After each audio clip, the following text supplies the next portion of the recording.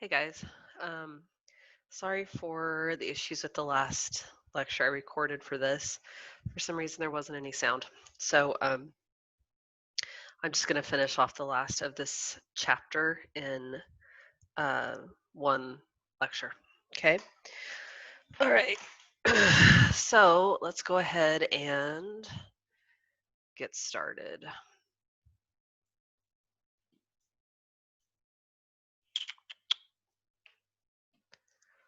All right. I am going to give you um, all the vocabulary first.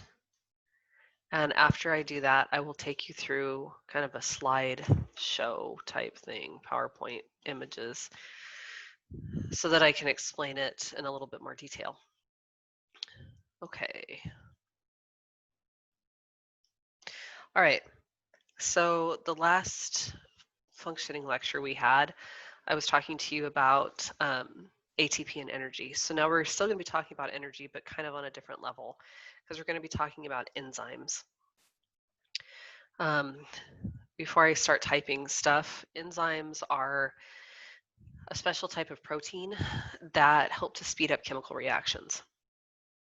And this may not sound like anything in particular as far as being a big deal until you start thinking about it, like in the case of digestion, for instance. So if we didn't have enzymes, our food wouldn't break down in our digestive tract. This would be a problem. Imagine eating something and then having it just sit in your gut until it naturally decomposed. Okay. Have you ever seen fruit rot or something else that's been sitting out or just too old? That's what would be happening in our stomachs, waiting for this food to just kind of break down naturally. You could starve to death with food in your stomach in that case, waiting for those nutrients to be able to get to you. So, fortunately, we have enzymes, lots of them. And those enzymes are there to speed up that chemical reaction that normally would take a long time, right? So the enzymes make it happen faster, fast enough that you can eat 3 meals a day plus snacks and your food is being constantly digested because of it. So enzymes are uh, hugely important. And that's just me talking about them in one part of the body, in the digestive tract. They actually play a role in almost every part of our body. And without them, we wouldn't live because the chemical reactions we need to live wouldn't happen fast enough. Okay, we'd die before they could complete. So now that I've said that, hopefully it puts it in a little bit of perspective about why this is important.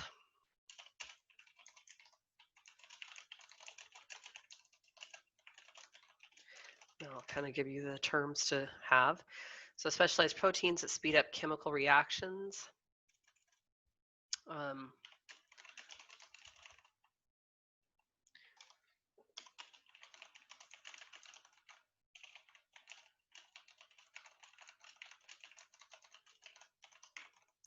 So the thing about enzymes too is that each one is made specifically for its job. In other words, not all enzymes break down the same substance. Every different substance that we take into our body, or every different chemical reaction that takes place as part of our metabolism, has a different enzyme associated with it.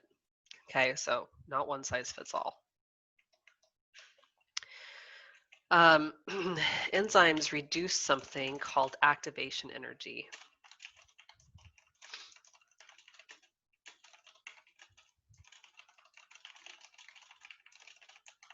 I'll talk about that, what activation energy is, in just a second. You also need to know that enzymes do not get used up. Then the reactions, they speed up. Okay, so the enzyme comes in to help speed up a reaction. The enzyme itself is usually breaking something down in a chemical reaction, but the enzyme stays intact. It doesn't get used up. Shoot, there was one other thing I needed to tell you about this. Hang on, let me think. Oh, So enzymes are part of a group of things called catalysts.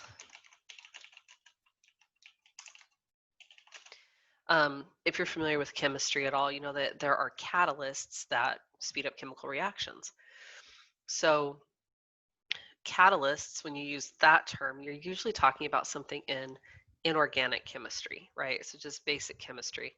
Um, enzymes are catalysts, but not all catalysts are enzymes.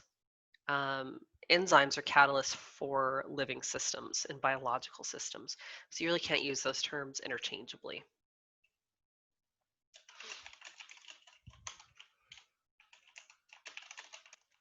Okay? All right. What is activation energy? So activation energy is kind of what it sounds like. It's the energy required for a chemical reaction to take place. Okay. Um, and so when it comes to activation energy, it's kind of like if you picture a boulder sitting on the top of a hill. Okay.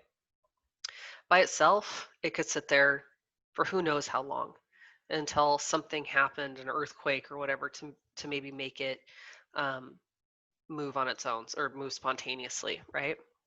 Activation energy is whatever that event would be to make it happen.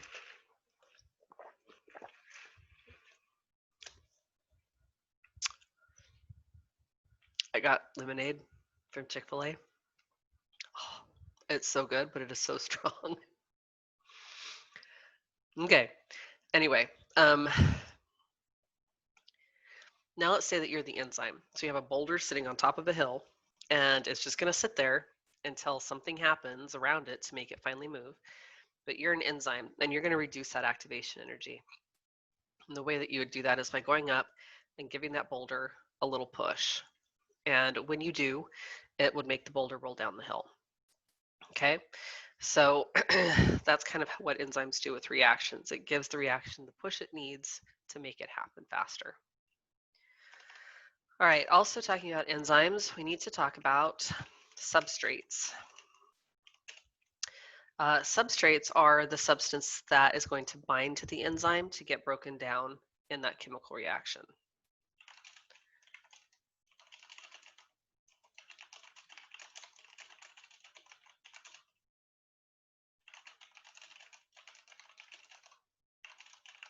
Okay. Substrates bind on the enzyme at a site called the active site.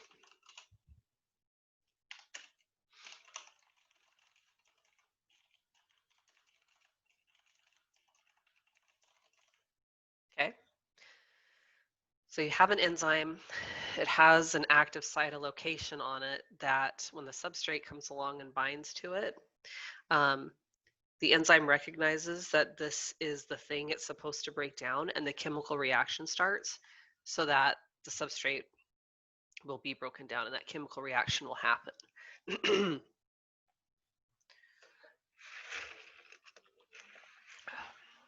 When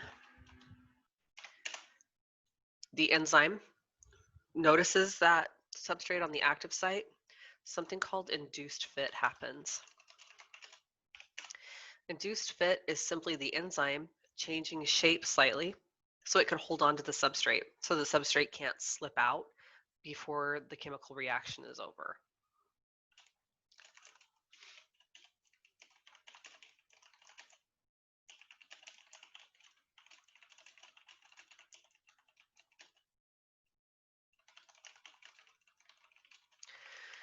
So we're actually familiar with this if we think about it in a different way. Um, think about shaking somebody's hand. You don't walk up to somebody to shake their hand like this, right? That'd be so weird. You should just do it next time. Just because, how weird would that be? Hi. Okay, that doesn't happen. When you shake somebody's hand, I can't shake my own hand, but you know where I'm going with this. When you shake somebody's hand, your hand clasps theirs, right? And changes shape slightly to be able to hold on to their hand. That's what's happening with induced fit. It's like a handshake, okay, between the enzyme and the substrate. Okay, Let me finish up with these notes on enzymes before I go to the slideshow. Let's talk about enzyme inhibitors. To inhibit something is to keep it from doing its job. So an enzyme inhibitor keeps the enzyme from performing or speeding up this chemical reaction.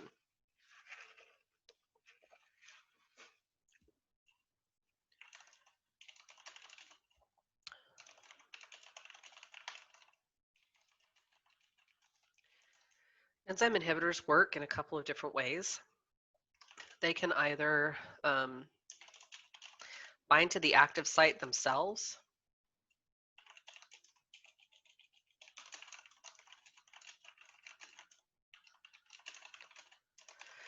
and if they bind to the active site, then obviously when the right substrate comes along, it doesn't have any place to bind.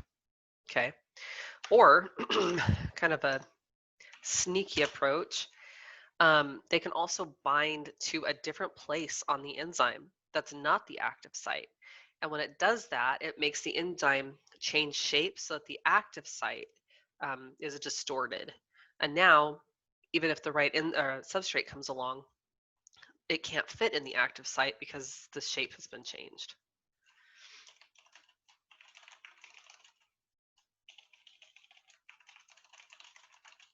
Oh my goodness.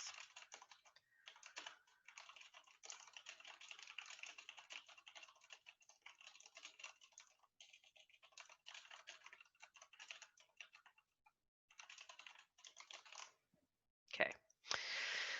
All right. Enzyme inhibitors can be both beneficial and harmful. Can be beneficial in the sense that we have a lot of medications and drugs and antibiotics that are actually enzyme inhibitors.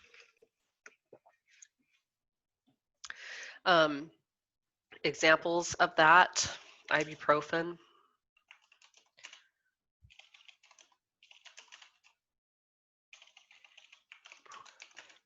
missed a letter. Okay.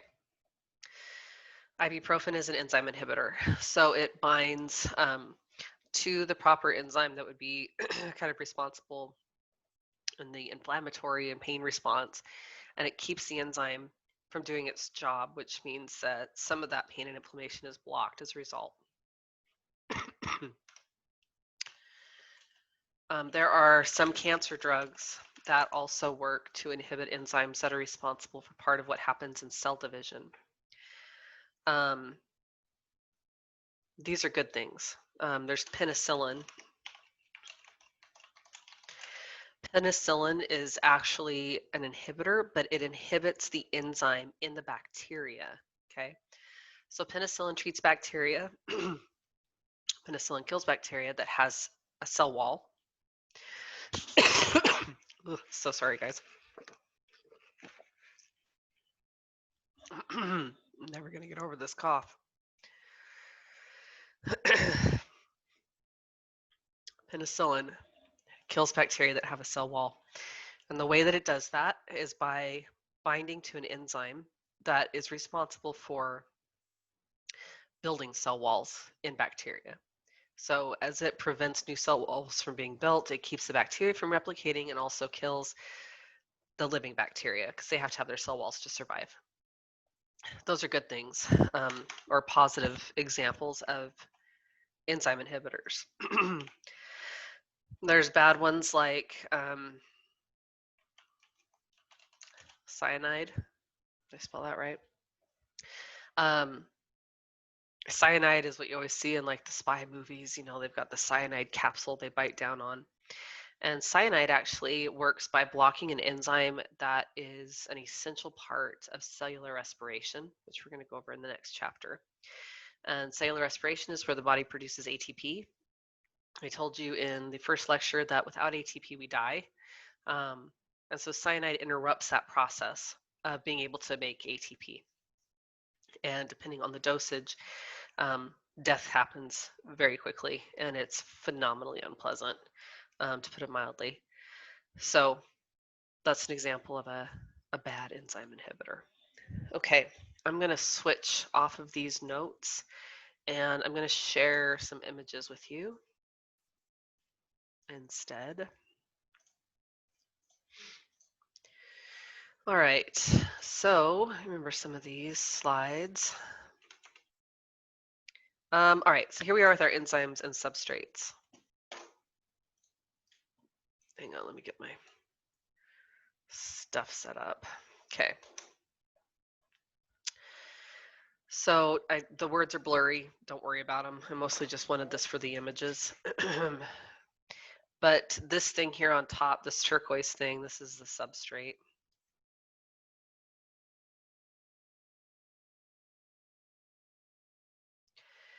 With this being the enzyme down here. This location here is the active site. Where do I want to put that?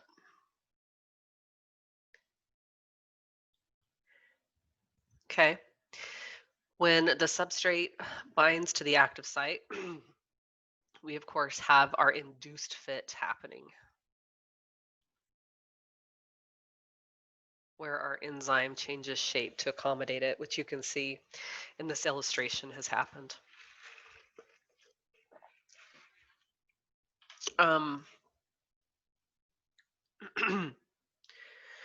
When it comes to enzymes and substrates, yes, there's structure involved.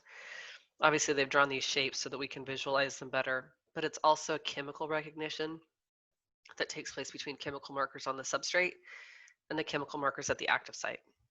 Okay. Okay. All right, enzyme inhibitors. In this case, our substrate here is this guy, this turquoise ball. This is the correct substrate. Our inhibitor mimics that, at least in part, and it's able to bind to the enzyme of the active site of the enzyme. So when the right substrate comes along, it can't bind to it. Okay, that's the first way it works. The other way I told you is that it can bind to a location someplace else on the enzyme. And when it does this, it makes the active site change its shape so that the substrate can't fit into it because now the shape is different. Okay, so that's how that works. Enzymes and enzyme inhibitors. Okay, all right. I'm going to bounce back over so that we can finish up this chapter by talking about transport. I need my whiteboard. Okay, I'm going to clear this off. There you go. As always, talking to my technology, as I do. All right. So we talked about energy as far as ATP. We talked about energy as far as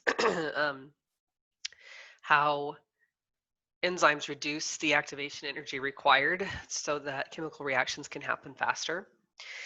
Now we're going to talk about types of transportation that don't require energy. There are two types of transport that happens in our cells. We've got active transport, which requires ATP, cellular energy. We have passive transport, does not require ATP. So cell's job, well, one of the cell's many job, again, is to generate energy, this ATP that keeps our life systems running. As you can imagine, our cells try not to use ATP unless they absolutely have to. They're in the business of making it. They don't really want to burn through it, okay? So the cell tries to use passive transport whenever possible. It tries to avoid active transport as much as it can.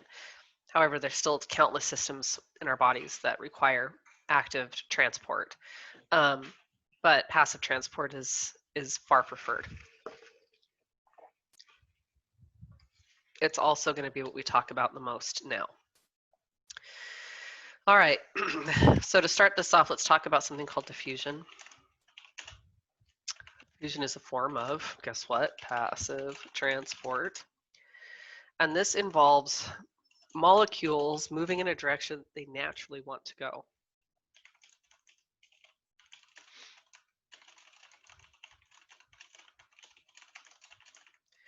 This direction is generally from a crowded area to a less crowded area. Okay? Molecules, atoms, not a whole lot different from people in the sense that if you walk into a crowded room, or if you walked into a lecture hall and there were a bunch of people sitting in one area, you generally try to find a seat that's not right on top of somebody, right? We kind of like to have our space.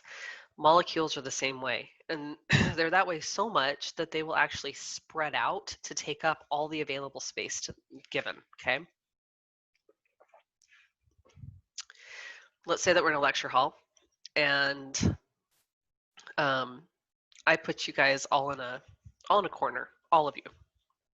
Sound fun? I'm going to put you all in a corner. You all have to stand there, tightly packed, on top of each other as much as you can get, and not allowed to move or leave. Sound pleasant? Probably not. As soon as I told you that you could go, you would probably immediately begin to spread out to the rest of the room and get up. Take up as much of that space that was available as possible. Again, molecules are the same way. Okay, so that's why, for instance, if you walk into a room and somebody has on like a really strong perfume or something,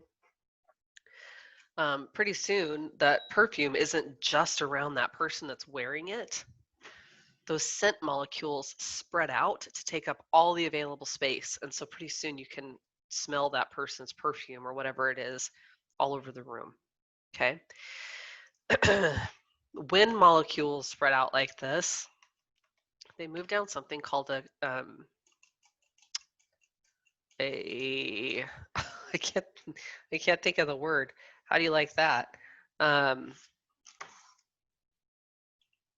concentration gradient. My gosh, I kept wanting to say transportation, and I'm like, that's not the right word. A concentration gradient. Concentration gradient is essentially kind of a measure of like how crowded it is on one side versus how it is on the other side. I don't want to use measure. I want to use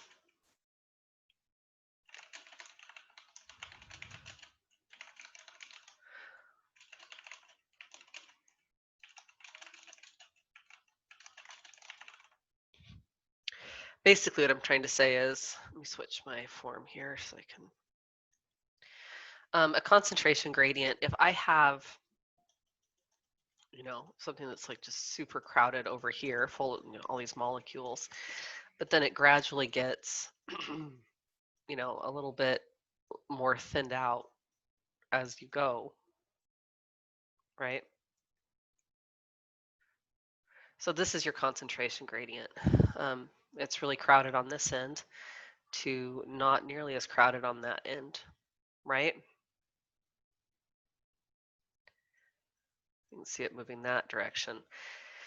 In passive transport with diffusion, molecules are said to move down their concentration gradient, meaning that they move from where it's really crowded to where it's less crowded, okay?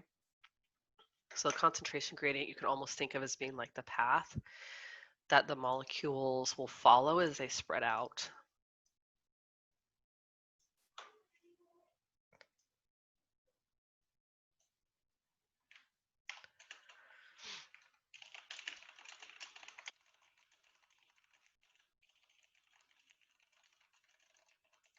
Okay. Talk about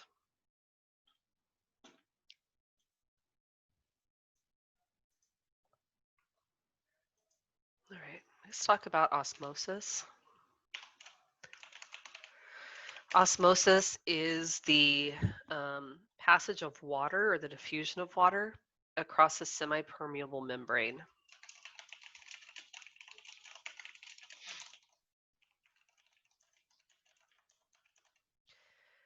In other words, semi-permeable meaning it's really selective in what it lets in and out.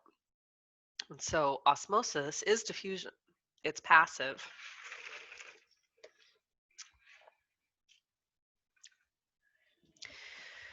It's passive, but it's referring to water. Okay. Whereas diffusion can refer to gases and other types of molecules. If you use the term osmosis, you are specifically talking about water. Okay. There's also something called facilitated diffusion. This is where proteins in the cell membrane allow molecules to flow down their concentration gradient. So if you remember our phospholipid bilayer for the cell membrane, there were proteins studded in them. And those proteins sometimes act like tunnels. And the tunnels are there to let molecules pass in and out that couldn't just go straight through the membrane. But facilitated, it means like assisted diffusion. So it's still passive. The proteins are just there as like the tunnel to let the molecules flow down their concentration gradient. Okay.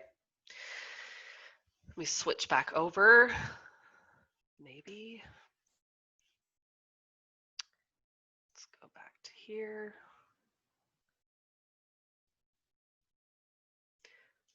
All right.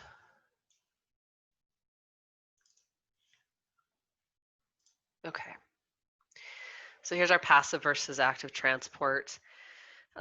Again, active transport is going to require energy. I'm not really going to go into that because it's not something that we're going to cover much in this. Actually, I'm not going to cover it at all in this class.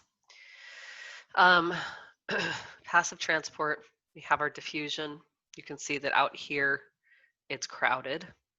So molecules are going to go down their concentration gradient to where it's less crowded. And this here is the cell membrane. Facilitated diffusion, we have our proteins that are allowing molecules, again, to move down their concentration gradient from where it's more crowded to where it's less crowded. That's why it's always passive. Active transport, you can see that active transport is actually forcing things to go where they don't want to go. So like me having to put you all in that corner I talked about, that would be active transport. I would have to expend energy to make that happen. Okay. All right. A couple more terms I've got to do for you. Actually, I think I may stay on this. This is just another view of transport proteins embedded in the cell membrane. Okay, we're going to talk about tonicity, and I'm going to write on this slide some. So I'm going to write on the slide. It's going to take the place of if I were typing this on the whiteboard. So if you're taking your own notes, you would write this stuff down, okay? All right, let's talk about solutes.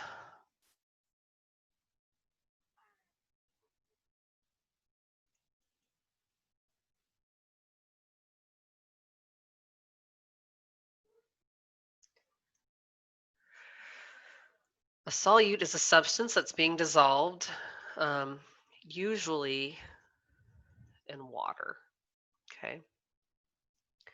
We have the solvent.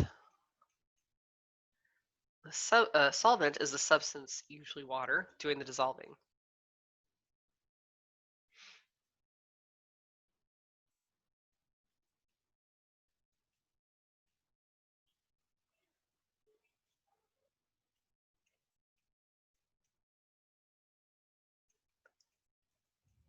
Okay?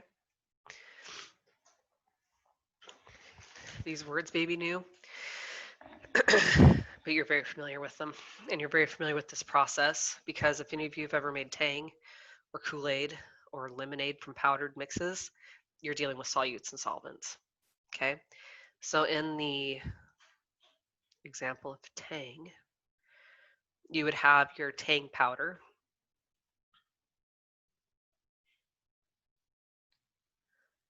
and you would have your water, right? So tell me, and you have to answer it out loud to yourself so that people around you think you're crazy. Which one of these is the solute? Is the tang the solute or the water? If you said the tang powder, you're right. The tang powder is the solute. It's what's going to be dissolved, and the water is the solvent because it's what the tang powder is going to get dissolved in. Another example is, do they even still make it? I'm sure they do. Like Nestle Quick, the chocolate milk powder.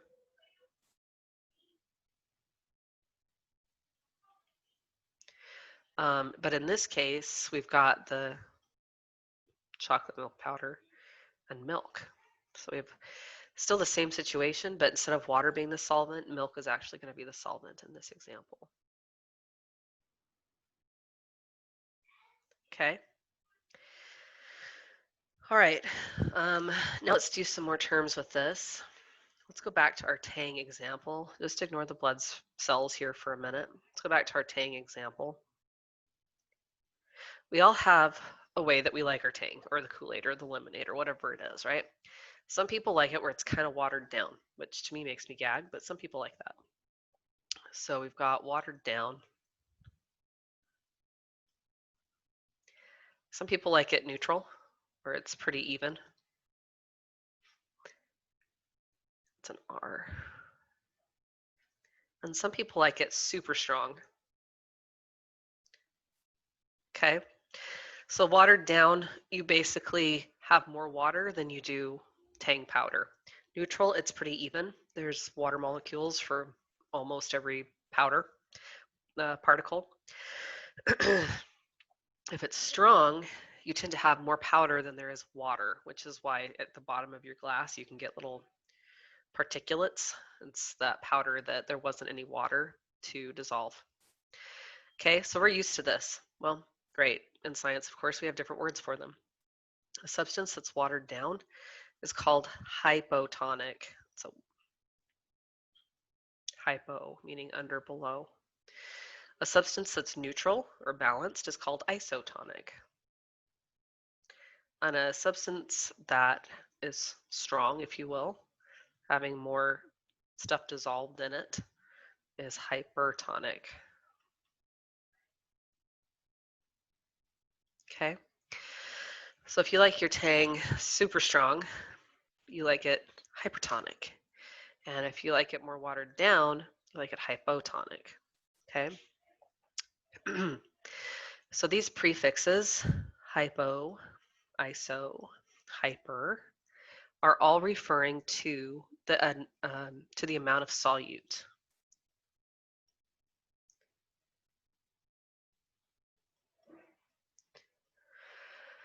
This is a really helpful tip for you to remember. Okay, so all of these prefixes are referring to the amount of solute. So if it's hypotonic, it has less solute.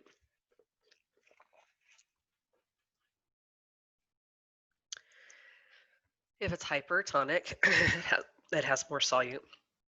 But it's isotonic, it's balanced. When I say less solute and more solute, I mean in comparison to the water it's mixed in. Okay? All right. Now that we've had this lovely lesson on tang, let's move this into living systems. Living systems like things to stay balanced. They like isotonic environments in most cases.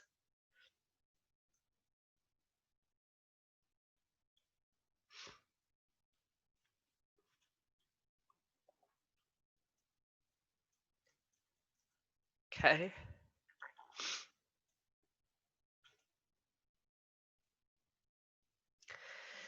Because of that, and because in most cases isotonicity, or this balanced state, is required for life, our bodies have ways to balance it out. Okay, let's look at what happens though if it doesn't get balanced out. Let's say we have our red blood cells. Red blood cells, this is a blurry picture, but they should look like a shallow dish, okay, where it's a little bit concave in the middle, like a frisbee you've turned upside down. It's important for our blood cells to stay in an isotonic environment because if they don't, bad things happen. If our blood cells are in a hypertonic environment, meaning that this outside environment is hypertonic, what that means is that there's a lot of stuff, a solute dissolved in the environment that the red blood cells are in. The red blood cells, having chemical sensors, are able to know this, and in a need to balance out their environment, they let water out. They let that water out to try to water down or balance out the solute that's in the liquid surrounding them. And when that happens, there's only so much water they can let out before they shrivel up, and that kills them. It's called crenation. On the other end of the spectrum, you have hypotonic, and that's where the liquid that your blood cells are in doesn't have enough solute. It's really watery compared to what's inside the red blood cell. And so, again, body being able to sense this is like, oh my gosh, we've got to balance this out. It's like the stuff inside the blood cells, it's way too much. There's too much solute. So water rushes into the blood cell to try to balance it out, in which case there's only so much the blood cell can take before it ruptures and kills it. All right. Having said all that, when would you come across this type of situation? Well, when it comes to hypertonicity, um, this is something that can happen in a variety of ways, some phenomenally extreme, some not. I'll start with the really extreme. If you've ever been raised near a body of salt water or spent much time on the ocean, you've probably been told that if something ever happens to you and you get lost in the ocean, don't drink the salt water. You're like, why? It's water. Keep me alive. Otherwise, I'm going to like die of dehydration. Well, salt water dehydrates you faster. Why? Because of this situation right here. Change my colors. Okay. What happens is, in this fluid surrounding all your blood cells, so the fluid that makes up your blood, it becomes saturated with salt from the salt water, right, that you drank. Well, there's not really much of that naturally that's going to be in the red blood cells, and if it is, it's going to be in a far lower amount, right? And so the blood cells are like, holy cow, we got to balance this out. The body wants to balance it out, right? And so in an effort to do that, water gushes out of the blood cells to try to balance out the solute that's in the surrounding liquid. And in this case, your solute is like the salt from the salt water. And so those blood cells will shrivel up and die. Well, as they die, and the same things are happening, by the way, to other tissue cells, um, you get tissue death and then organ death, right?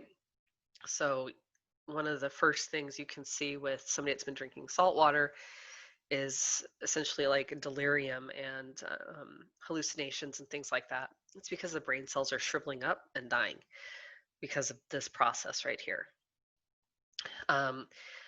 Frankly, this can happen with other things too, including alcohol. If you were to drink nothing but soda probably wouldn't kill you. It's terribly hard on your kidneys. But really, most of the things aside from water that we drink are mixed in a solution. And so all of those have the ability to throw off this isotonic balance that our cells need to survive. Okay?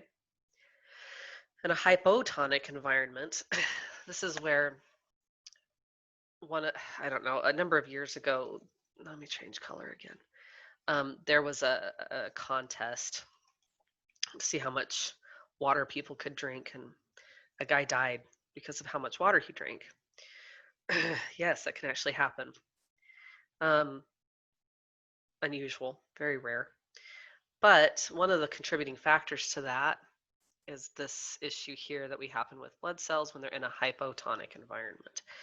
What happens then is, compared to the surrounding fluid in the blood cells are crazy filled with solute, okay? Because blood cells are naturally. They've got stuff in them. They're just not obviously pure water, but they become far more filled with solute than the surrounding environment does. So what happens to try to balance that out? Water flows from the outside of the environment into the blood cells to try to balance out all the solute in the blood cells. This causes the blood cells to pop like a balloon with too much water in it, and they die. And back to the same thing, we're having it happen with cells besides blood cells, but in tissues as well, leading to tissue death and organ failure. Okay. Um, our body really likes balance. It likes to be in this isotonic condition and has these preventative measures to try to balance that out. The kidneys are actually a huge part of trying to balance it out when it comes to filtering things and regulating the amount of solute that's in our bodies versus the amount of solvent. In this case, the amount of dissolved crap in our blood versus the water content. Okay. Um, there's one term I forgot to give you. Let me give that to you real quick. And it can go with this, but it's also about diffusion. It's a state called dynamic equilibrium. In this state, molecules are moving equally in all directions, essentially.